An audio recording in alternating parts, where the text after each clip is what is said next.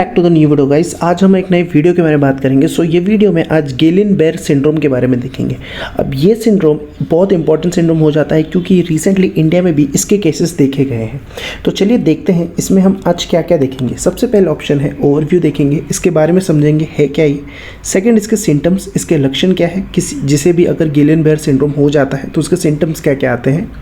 फिर उसके हम कॉज को देखेंगे, उसके कारण क्या है, और फिर उसके टाइप्स, और लास्ट हमारा ट्रीटमेंट देखेंगे। तो ये वीडियो बहुत ही इन्फॉर्मेटिव होने वाला है। तो चलिए स्टार्ट करते हैं। सबसे पहले आता है ओवरव्यू। अब आप सबसे पहले यहाँ पे देख सकते हो Guillain Barre syndrome is a rare autoimmune condition in which your immune system attack your peripheral nerve. अब देखो ये जो पैरा है इसका क्या मतलब है। बेसिकली एक ऑटो इम्यून डिजीज़ है। अब हम सबको पता है हमारी बॉडी में इम्यूनिटी नाम की चीज़ होती है जो कि बाहर के पैथोजन वायरस से लड़ाई करती है और हमारी बॉडी को सेफ रखती है। अब इस केस में जिसे भी गेलिन-बेयर सिंड्रोम हो जाता है उससे उसकी जो इम्यूनिटी होती है वो बॉडी के अगेंस्ट ही काम करने लग जाती है, जिसके कारण वो बॉडी के पेरिफेरल नर्व्स को डैमेज करना शुरू कर देता है। अब पेरिफेरल नर्व क्या होता है। अब हमारी बॉडी में दो टाइप के नर्व्स होते हैं, एक सेंट्रल नर्व होता है, एक पेरिफेरल नर्व होता है। जैसे कि आपको पता होगा central nervous system, peripheral nervous system.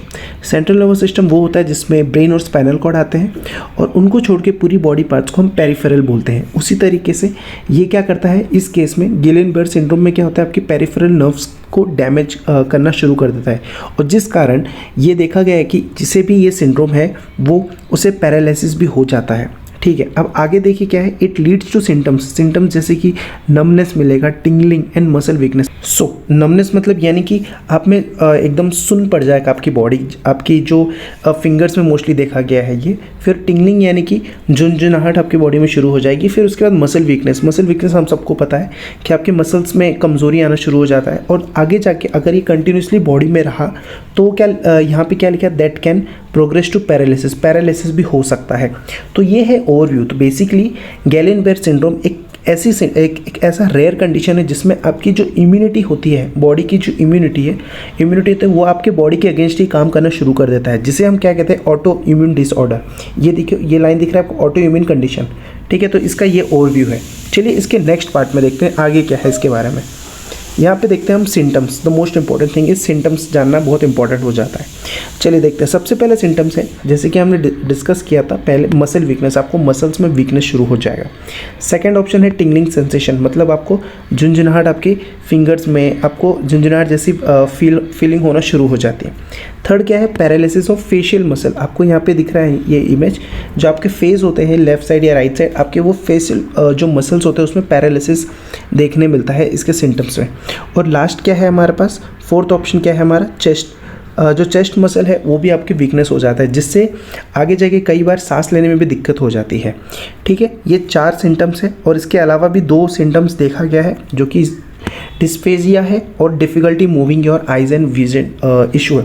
अब डिस्फेजिया क्या होता है, बेसिकली डिफ़िकल्टी इन स्पीकिंग और सॉलिंग। कुछ भी चीज़ आप बोल नहीं पाओगे और साथ ही आपको कुछ अगर सॉलो करना है, खाना पीना भी आपको डिस्टर्ब हो जाता है, बेसिकली आप उसको कर नहीं पाते हो ईजिली। तो डिस्फेजिया भी देखा गया है एज अ सिम्टम्स। और डिफ़िकल्टी मूविंग योर आइज मतलब आपको विजन में भी दिक्कत हो सकता है। तो ये कुछ सिम्टम्स हैं।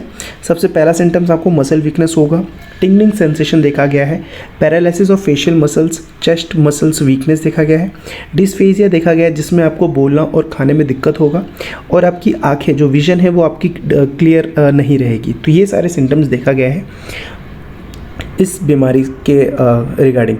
अब देखते हैं इसके कारण क्या है, इसका कॉज क्या है, क्यों हो रहा है ये बीमारी लोगों को। अब देखो सबसे पहले आपको क्लियर बता दूं कि इसका एग्जैक्ट रीज़न किसी को नहीं पता। यहाँ पे देखो लिखा है the exact cause of Guillain Barre syndrome isn't known, it is usually appears day और वीक आफ्टर रेस्पिरेटरी और डाइजेस्टिव ट्रैक इन्फेक्शन।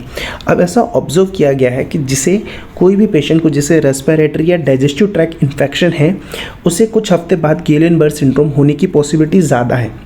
अब कारण किसी को नहीं पता, लेकिन ये बोला गया कि जो भी पहले इन्फेक्शन से उभरा है उसे ये जो सिंड्रोम होने की पॉसिबिलिटी ज़्यादा है। और साथ ही रेयर में क्या लिखा गया है, रेयरली, ये बहुत 100 में से 1 केस होता है कि अगर कोई रिसेंट सर्जरी हुई है किसी पेशेंट का या फिर कोई वैक्सीन लिया है उसके कारण भी ये ट्रिगर होता है गेलिन-बेयर सिंड्रोम। ये बहुत रेयर केसेस में लेकिन ये देखा गया है।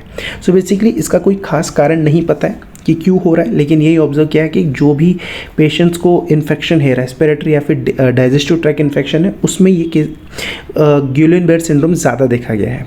तो कुछ खास इसका कॉज पता नहीं चला है अब तक। आगे देखते हैं ये कितने टाइप्स के होते हैं, ये इंपॉर्टेंट हो जाता है कितने टाइप के। अब मेन इसके 2 टाइप माने गए हैं। सबसे पहला आता है एक्यूट इन्फ्लामेटरी डाइमेथिलेटिंग पॉलीरेडिकुलो न्यूरोपैथी। अब न्यूरोपैथी यानी कि जो नसों से, नर्व से रिलेटेड चीज़ें होता है, तो इसके शॉर्ट फॉर्म में एडीपी बोलते हैं, AIDP।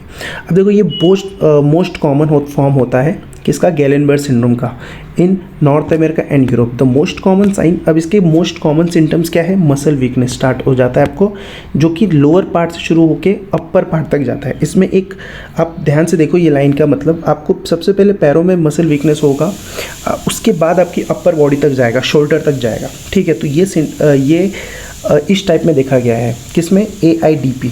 ये पहला टाइप हो गया इसका। सेकंड टाइप देखिए तो मिलर फिशर सिंड्रोम है, ये MFS। अब ये ज़्यादा कॉमन नहीं है कंपेयर टू फर्स्ट जो हमने टाइप देखा। इसमें क्या लिखा है, in this case paralysis start in eyes में, ये जो आपको लेफ्ट साइड दिख रहा है आपके आइज़ और फेशियल मसल में पैरालिसिस देखने मिलता है। MFS is also associated with an unsteady walk. आपकी वॉकिंग का जो स्टाइल है वो भी डिस्टर्ब हो जाता है, क्योंकि ऑफकोर्स आपको पैरालिसिस होने की पॉसिबिलिटी हो जाती है इसमें। वैसे तो ये बहुत लेस कॉमन है US में, बट ये एशिया के कंट्रीज़ में ये ज़्यादा देखा गया है। तो हमारे पास 2 टाइप थे, एक है MFS, एक है AIDP। AIDP मोस्ट कॉमन होता है और MFS कॉमन नहीं होता ज़्यादा, बट हाँ एशिया की कंट्रीज़ में ये देखा गया, ठीक है। तो ये टाइप्स हो गए। अब मोस्ट इंपॉर्टेंट आता है ट्रीटमेंट। इसका ट्रीटमेंट ऑप्शन क्या है। अब देखो इसकी ट्रीटमेंट, जैसे कि हमें कारण नहीं पता ना, तो हमने यहाँ पे पढ़ा था कि हमारे पास कोई कॉज नहीं है, इसके कारण नहीं है, क्यों हो रहा है। तो अब जब पता ही नहीं होगा ये क्यों हो रहा है, तो उसका ट्रीटमेंट भी हमें नहीं पता होगा, ठीक है। तो यहाँ पे पहला लाइन लिखा है, there is no cure for Guillain Barre syndrome, मतलब एग्जैक्टली इसका कोई ट्रीटमेंट बना नहीं है अभी तक। लेकिन जैसे कि अगर कोई बीमारी का दवा नहीं है, तो लेकिन उस बीमारी से रिलेटेड कोई भी सिम्टम्स वगैरह आ रहा है, तो उसे रोकने के लिए हम नए नए तरीके ढूंढते रहते हैं। तो उसी तरीके से देयर आर 2 टाइप्स, 2 तरीके ढूंढ रखा है जिसके थ्रू हम स्पीड रिकवरी करवा सकते हैं पेशेंट का। सबसे पहला आता है प्लाज्मा एक्सचेंज, जिसको बोलते हैं हम प्लाज्मा फेरेसिस। अब बेसिकली इसमें क्या होता है, प्लाज्मा फेरेसिस जो आपकी ब्लड में प्लाज्मा होता है उसको निकाल दिया जाता है, ताकि जो आपकी बॉडी का जो एंटीबॉडीज़ बन रहा है, जो कि इम्यूनिटी में बना है, वही आपके अगेंस्ट काम कर रहा है। तो अगर हमने एंटीबॉडीज़ को निकाल दिया तो आपकी इम्यूनिटी अटैक नहीं कर पाएगी। तो प्लाज्मा फेरेसिस एक ही अप्रोच होता है इसे ट्रीट करने का। सेकंड, इम्यूनोग्लोबिन थेरेपी, अगेन इसमें इम्यूनिटी से रिलेटेड ये थेरेपी दी जाती है। तो कोई ऐसा स्पेसिफिक इसका ट्रीटमेंट नहीं है, लेकिन इसमें 2 चीज़, प्लाज्मा फेरेसिस और इम्यूनोग्लोबिन थेरेपी दिया जाता है, ठीक है। सो ये थे वीडियो गैलेनबर्ग सिंड्रोम से रिलेटेड। सो आई होप आपको ये वीडियो इंटरेस्टिंग और इन्फॉर्मेटिव लगा होगा, ठीक है। तो ऐसे ही नए डिजीज़ और डिसऑर्डर्स और मेडिसिन से रिलेटेड इन्फॉर्मेशन जानने के लिए इस चैनल को सब्सक्राइब कर लें। मिलते हैं अगले वीडियो में, तब तक this is Shivam signing off.